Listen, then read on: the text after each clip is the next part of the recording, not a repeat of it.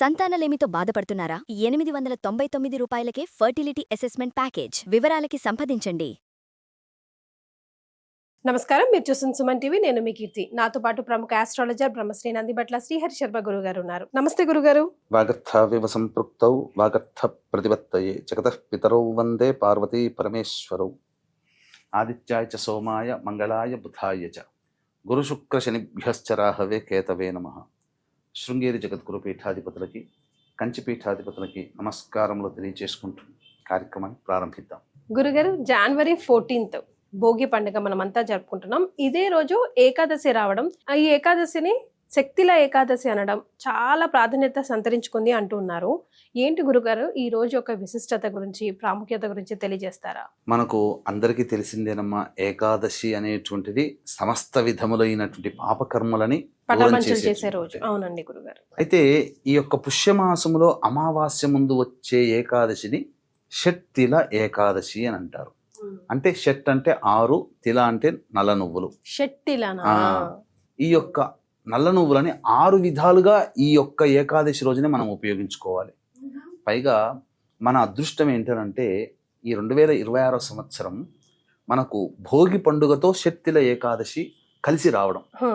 అయితే కొన్ని గ్రంథాల ప్రకారము ఈ రోజున సంక్రాంతి, అంటే కొన్ని గ్రంథాలు అంటే కొన్ని పంచాంగ కర్తలు చెప్పినటువంటి ప్రకారం సంక్రాంతి పుణ్యకాలం 14వ తారీఖు మధ్యాహ్నం 3 గంటలకి ప్రారంభమవుతుంది. కాబట్టి ఎలాగో ఏకాదశి రోజున ఉపవాస నియమాన్ని పాటిస్తాం. ఈ షట్తిల ఏకాదశిని భోగి పండుగనైనా జరుపుకోవచ్చు, సంక్రాంతి పండుగ విధాన రూపంలోనైనా జరుపుకోవచ్చు. కాబట్టి కొన్ని విధి విధానాలు, ఈ పండుగ కలిసి రావడం అనేటువంటిది చాలా విశేషము అని చెప్పవచ్చు. కాబట్టి ఎలా మనం దీన్ని ఉపయోగించుకోవాలి? ముఖ్యంగా ఇది విష్ణు సంబంధమైనటువంటి తిథి కాబట్టి పరమ పూజ్యమైనటువంటి యొక్క ఏకాదశిని వీక్షించేటువంటి మన సుమన్ టీవీ ప్రేక్షకులు అందరూ కూడా వినియోగించుకోవాలి. అందరూ కూడా దీన్ని ఆచరించాలి. ఎందుకంటేనమ్మా, ఇది సమస్త విధమైనటువంటి పాపకర్మల్ని దూరం చేసేది. దీనికి ఒక గాథ కూడా ఉంది. పూర్వము ద్వారకలో ఒక స్త్రీమూర్తి ఉండేది, ధనవంతురాలు. వచ్చిన వాళ్ళకి ఎవరు అడిగినా కానీ లేదు అనకుండా అందరికీ దానం చేసేది. కానీ దీంట్లో ఒక విధానం పాటించేది. కేవలం డబ్బున్న వాళ్ళకి మాత్రమే దానాది కార్యక్రమాలు చేసేది తప్ప అనాథలైనటువంటి బిచ్చగాళ్ళని, అనాథలని దూరం పెట్టేది. అందరినీ దూరం అసహించుకొని దూరం పెట్టేది. ఈ నోట ఆ నోట కృష్ణుడికి తెలిసింది. అసలు ఏంటి ఇది అని చెప్పి తెలుసుకోవాలి, ఆమెకి గర్వభంగం కలగజేయాలి, వాస్తవాన్ని తెలియజేయాలి అనే ఉద్దేశంతో ఆమె ఇంటికి ఒక బిచ్చగాడి రూపంలో వస్తాడు శ్రీకృష్ణుల వారు. వచ్చి అమ్మ భవతి భిక్షాందేహి అని శ్రీకృష్ణుడు అడుగుతాడు. ఆమె ఏం లేదా పో అనేస్తుంది. అలా ఉదయం నుంచి మధ్యాహ్నం వరకు అలాగే అడుగుతుంటే తట్టుకోలేక ఆయన భిక్ష పాత్రలో ఒక మట్టి ముద్ద తీసుకొచ్చి వేసేస్తుంది. అంటే అవమానించి పంపించేస్తుంది. సరేలే అమ్మ, అలాగే కానీ అమ్మ అని చెప్పి నవ్వుతూ వెళ్ళిపోతాడు. తర్వాత ఇంట్లోకి వచ్చి ఆహార పదార్థాలు అందరికీ అంగరంగ వైభవంగా భోజనం పెట్టాలని ఆ రోజు తలంచుకుంది కాబట్టి అప్పుడు ఆ వచ్చిన వాళ్ళకందరికీ అన్నదానం చేద్దాం ఇంట్లో కూర్చోబెట్టి అని అంటే ఏ పాత్ర తీసినా అన్ని మట్టి ముద్దలే కనబడ్డాయి. ఇన్ని మట్టి ముద్దలు కనబడేసరికి అప్పుడు ఆమె గుర్తుకొచ్చింది, నేను ఆ భిక్షగాడికి మట్టి ముద్దను దానం చేశాను, అందుకే నా ఇల్లంతా మట్టి ముద్దలతో నిండిపోయింది అని చెప్పి ఏ పదార్థము వండినా మరుక్షణానికి అది మట్టి ముద్దగా మారడం ఆమె చేతి మించి. ఆమె ఎవరైనా ఇచ్చింది చేతి నుంచి తిందాం అనుకున్న చేతిలో పెట్టుకోగానే మట్టి ముద్దగా మారడం. ఆహారం దొరక్క కుంగి కృషించిపోయి అనారోగ్యగ్రస్తురాలు అవుతుంది. అప్పుడు ఆ యొక్క కృష్ణ భగవాను దగ్గరికి వెళ్ళి ఇలా జరిగిందంతా చెబితే అప్పుడు శ్రీకృష్ణుల వారు, అమ్మ ఆనాడు నువ్వు బిచ్చగాడి రూపంలో వచ్చింది నేనే, కాబట్టి ఆ బిచ్చగాడిగా నువ్వు అసహించుకున్నావు. కానీ నీ యొక్క ప్రాయశ్చిత్తం, అంటే ఒకసారి ప్రాయశ్చిత్తం ఇంకా జరిగిన తర్వాత మళ్ళీ నువ్వు తప్పు చేయకూడదు, ఇంకా నీ యొక్క జీవితం అంతా దానాది కార్యక్రమాలకే వినియోగిస్తాను అని అంటే నేను చెప్తానమ్మా అనగానే తప్పకుండా ఆచరిస్తానంటే శక్తిల ఏకాదశి రోజున నీవు విధి విధానంగా విష్ణు భగవాన్ల వారిని నీవు ప్రార్థించు. ఆ శక్తిల ఏకాదశి సందర్భంగా ఎటువంటివి చెయ్యాలని చెప్పి ఆమె చేత చెప్పడము, ఆమె చేత చేయించడం జరగడం వల్ల ఆమె సంపూర్ణముగా రోగ విముక్తురాలయ్యింది. అలాగే అనంతమైనటువంటి ధన సంపత్తితో అందరికీ కూడా లేదు అనకుండా, అక్కడ ధనిక పేద అనే వర్గం లేకుండా అందరికీ కూడా దాన కార్యక్రమాలు చేసి అంత్యమున మోక్షాన్ని పొందింది. ఇది సాక్షాత్తు శ్రీకృష్ణుల వారే ఆమెకి తెలియచేశాడు. తెలియజేశారు. అంటే ఇది కొత్తగా శ్రీకృష్ణుల వారు పెట్టింది కాదు, అంతకు ముందు నుంచే ఉంది. కానీ ఈ ప్రపంచానికి ఆయన ఎక్కువగా బహుళ వ్యాప్తం చేశాడని చెప్పవచ్చు. కాబట్టి వీక్షించేటువంటి సుమన్ టీవీ ప్రేక్షకులు కూడా ఈ రోజున ప్రధానంగా 14వ తారీఖు రోజున అనేక పంచాంగకర్తల యొక్క ప్రభావం ప్రకారము ఈ రోజున భోగి పండుగ. కొంతమంది పంచాంగకర్తలు నిరయనమానం ప్రకారము 14వ తారీఖు 3 గంటలకి ఉత్తరాయణ పుణ్యకాలం ప్రవేశిస్తుంది. కాబట్టి అవకాశం ఉంటే ఈ రోజున ఉపవాస నియమాన్ని పాటించండి. 3 గంటలకి సంబంధించినటువంటిది తిల తర్పణాలు మీ పెద్దవాళ్ళకి లేదా పిండ ప్రదానం ఆ సమయంలో అవకాశం ఉంటే చేసుకోండి. ఇది ఒక పంచాంగ కొంతమంది నిరయన మాన ప్రకారం కాబట్టి 15వ తారీఖు రోజున కూడా మీరు చేసుకోవచ్చు, అందులో సందేహం. ఎందుకంటే 15 సంక్రాంతి. కానీ మధ్యాహ్నం 3 గంటలకి కొన్ని పంచాంగాల ప్రకారము ప్రవేశం చేస్తుంది కాబట్టి ఈ విధానాన్ని కూడా పాటించినా తప్పు లేదు. ఇందులో మీరు అనుమానాలు సందేహాలు పెట్టుకోకండి. ఎలాగో ఏకాదశి ఉపవాసం ఉంటాం కాబట్టే ఇది చెప్పింది. ఇక షట్తిల ఏకాదశిని సంబంధించి ఈ తిలల్ని ఏ విధంగా 6 విధాలుగా మనం ఉపయోగించుకోవాలో మనకు శాస్త్రం చెప్పబడి ఉందమ్మా. గురుగారు, కాబట్టి వీక్షించేటువంటి ప్రేక్షకులు కూడా ఈ యొక్క ఏకాదశి తిథి షట్తిల ఏకాదశి భోగి పండుగ 15వ తారీఖు మకర సంక్రమణం కాబట్టి కొడుకుగా జన్మనిచ్చిన తల్లిదండ్రుల రుణం తీర్చుకునే అవకాశం కేవలం ఈ సంక్రాంతి మరియు మహాలయ అమావాస్య పితృపక్షాల్లో వచ్చేది ఈ సంబంధించినటువంటి తిథులలోనే.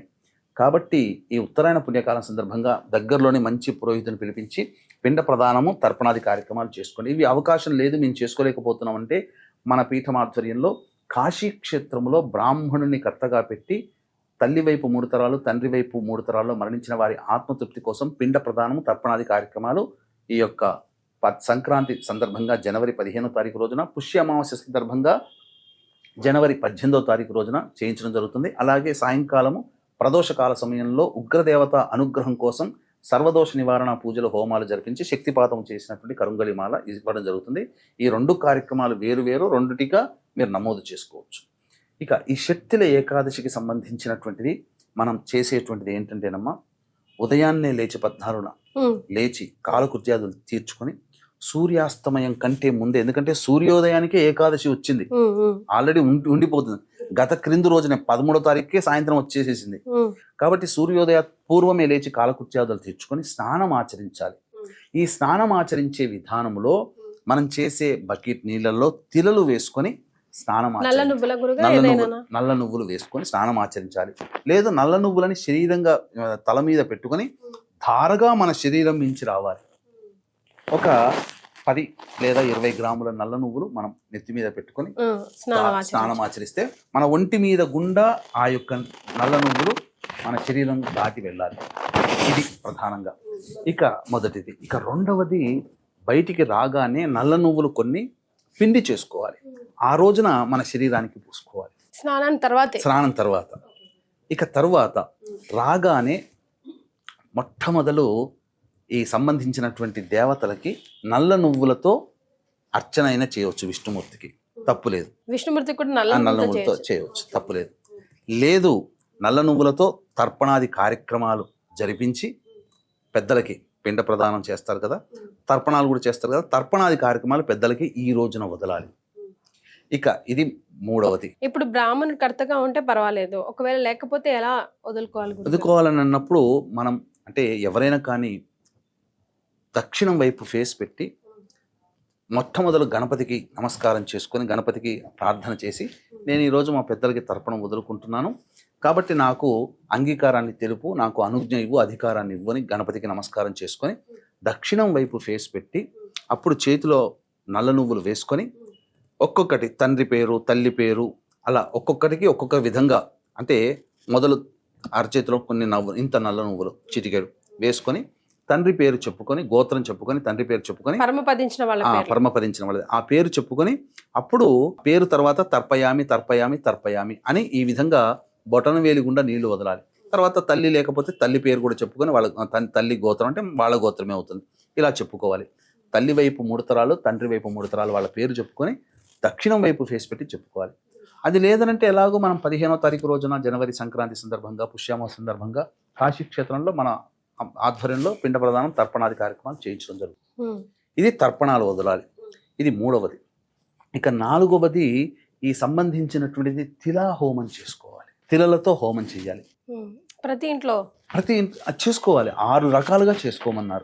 మనమే చేసుకోవడానికి ఉందా గురుగారు ఉంటుందమ్మా, అవకాశం? చక్కగా చేసుకో. చిన్న హోమగుండం పెట్టుకొని ఆ విష్ణువుకి సంబంధించినటువంటి అష్టోత్తర నామాలతో హోమం చేసుకోవడం కానీ, లేదా శనికి సంబంధించినటువంటి దోషం. ఎందుకంటే మేష, మిథున, కర్కాటక, సింహ, కన్య, వృశ్చిక, ధనుసు, కుంభ, మీన రాశుల్లో జన్మించిన వారికి ఈ దోషం ఉంటుంది. కాబట్టి ఈ సంబంధించినటువంటి తిలా హోమం చేసుకోవడం.